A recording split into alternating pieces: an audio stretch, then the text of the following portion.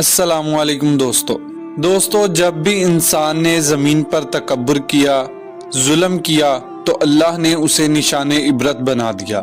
اسی طرح حضرت موسیٰ علیہ السلام کے زمانے میں مصر کا جو بادشاہ بنا، جس کا نام ولید بن مذہب بن ریام تھا، جس کو پوری دنیا فرعون کے نام سے جانتی ہے، وہ انسانوں پر ظلم کرتا تھا اور جو لوگ غریب تھے ان کا حق کھاتا تھا اور سخت مزدوری کرواتا تھا لیکن کم اجرت دیتا تھا، اور جو اس کا غلام نہ بنتا اسے وہ قتل کر دیتا تھا۔ تبھی اللہ تعالیٰ نے اپنے نبی حضرت موسیٰ علیہ السلام کو حکم دیا کہ اے موسیٰ، فرعون کو میرا پیغام پہنچاؤ کہ وہ انسانوں پر ظلم نہ کرے ورنہ اللہ کا عذاب اسے لے ڈوبے گا۔ جب اللہ کے نبی نے اللہ کا پیغام فرعون کو دیا تو وہ مذاق اڑانے لگا اور کہنے لگا، یہاں کا خدا میں ہوں اور میں کسی کا حکم نہیں مانتا۔ تو پھر بس اللہ نے اپنی نشانیاں حضرت موسیٰ علیہ السلام کے توسط سے دکھانا شروع کی، اور پورا مصر حضرت موسیٰ علیہ السلام کے معجزات دیکھ کر حیران ہوتا گیا۔ کچھ ایمان لے آئے اور کچھ فرعون سے سوالات کرنے لگے۔ بالآخر فرعون حضرت موسیٰ علیہ السلام کے معجزات دیکھ کر اس بات پر آ پہنچا کہ آج میں موسیٰ اور اس کی قوم بنی اسرائیل کو ختم کر دوں گا۔ اللہ نے اپنے نبی حضرت موسیٰ علیہ السلام تک پیغام پہنچایا کہ اے موسیٰ، رات میں اپنی قوم کو لے کر اس شہر سے نکل جاؤ۔ یوں موسیٰ علیہ السلام اپنی قوم کو وہاں سے لے کر جانے لگے۔ اس بات کا علم جب فرعون کو ہوا تو وہ غضبناک ہو کر کہنے لگا کہ کچھ بھی ہو جائے، موسیٰ اور اس کی قوم کو میں مار کر ہی چھوڑوں گا، اور اپنے جاہو جلال کے ساتھ بنی اسرائیل کا پیچھا کرنے لگا۔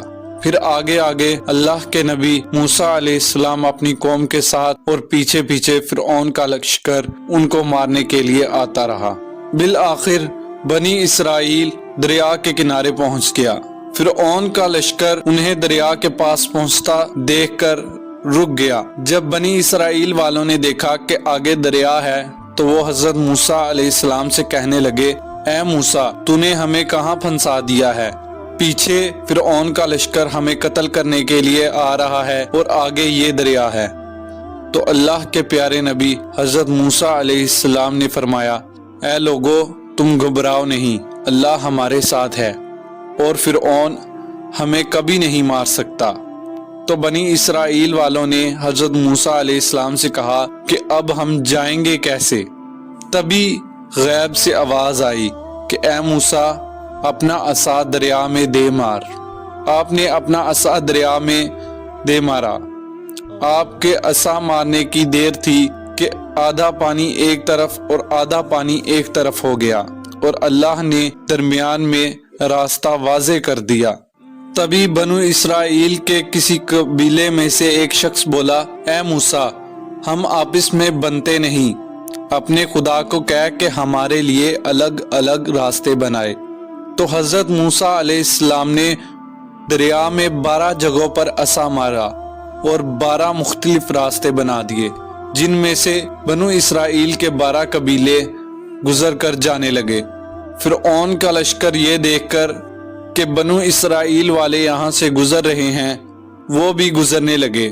جب حضرت موسیٰ علیہ السلام بنو اسرائیل کے ساتھ دریا کے دوسرے کنارے پر پہنچے اور فرعون کا لشکر دریا کے بالکل درمیان میں آ گیا تو اللہ تعالیٰ نے حکم دیا کہ پانی اسی طرح ہو جا، تو پانی دوبارہ مل گیا، جس کی وجہ سے فرعون کا لشکر ڈوب کر مرنے لگا۔ بنو اسرائیل والے حضرت موسیٰ علیہ السلام کے ساتھ کھڑے یہ سب کچھ دیکھ رہے تھے اور ایمان والے اللہ کا شکر کر رہے تھے۔ یہ سب دیکھ کر فرعون چیخ کر کہنے لگا، میں بھی ہارون اور موسیٰ کے خدا کو مانتا ہوں، وہ بڑا ہی قدرت والا ہے۔ تب غیب سے آواز آئی، فرعون اب ایمان لاتا ہے، جب تو دوزخ کی دہلیز پر آ گیا، ہم تیرے تکبر اور تیری لاش کو آنے والے انسانوں کے لیے نشان عبرت بنائیں گے، تاکہ سب جان لیں کہ انسان کو تکبر راس نہیں آتا۔ اور آج بھی اللہ تعالیٰ نے اس کی لاش کو نشان عبرت بنایا ہوا ہے۔ بے شک جو تکبر کرتا ہے اور انسانوں پر ظلم کرتا ہے وہ اللہ کی رحمت سے دور ہو کر دوزخ تک پہنچ جاتا ہے۔ اسی لیے ہمیں چاہیے کہ ہم اپنے اندر عاجزی و انکساری پیدا کریں اور اللہ کی مخلوق کی خدمت کریں۔